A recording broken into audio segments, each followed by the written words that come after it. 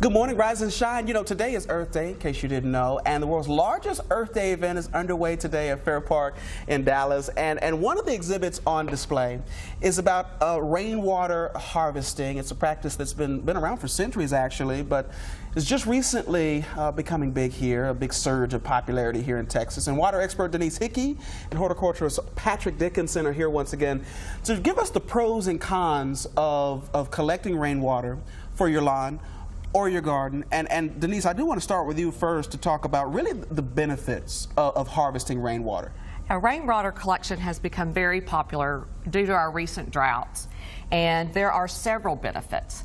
The first is the water that we use in the barrels and we collect is free compared to our municipal water, and it also gives us the benefit of keeping that municipal water for use for cooking and drinking. Our plants and our landscape actually love the rainwater. The rain, good natural water. Yeah, and it's free. So, and you know, one of the challenges might be, you know, do you want a small system like this, or do you want a larger system, and the cost associated with that.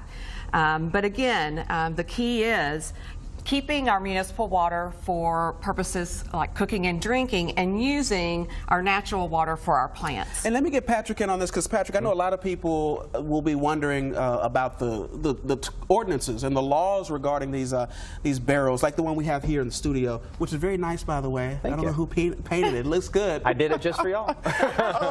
But what's your guidance on like homeowners associations and whether or not they allow these kinds of things in the yard? Well, and that's a bit of a frustration because we do a lot of the education and teaching when it comes to rainwater harvesting. And the fact of the matter is, rainwater harvesting is legal across the entire state, and nobody in the state of Texas can tell you cannot harvest rainwater. The most they can do is enforce aesthetics, location, things of that nature, but we really want to stress to people that you can do this. Don't let anybody tell you you cannot do it, but there's safe ways of doing it as well. Well, and you talk about the safe ways of doing this because it does beg the question, how do you harvest the water without creating an environment for mosquitoes and then also algae, you know, with the water and the sun? So how do we protect the water in that sense? Well, and that's one of the things when we talk about our education. We've got great publications that we hand out that has all the information in it. Disguising your barrel, not just for aesthetics, but also to keep sunlight from getting in, for algae growth. That we have we have a mosquito insect netting at the top that also is your first filter.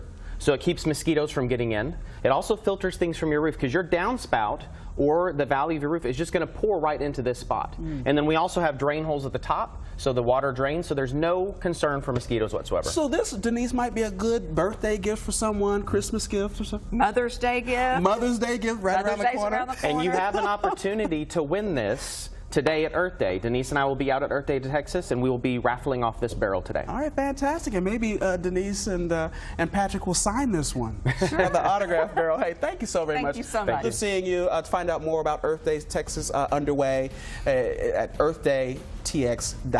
Stay with us. Stay Break Saturday. We'll be right back.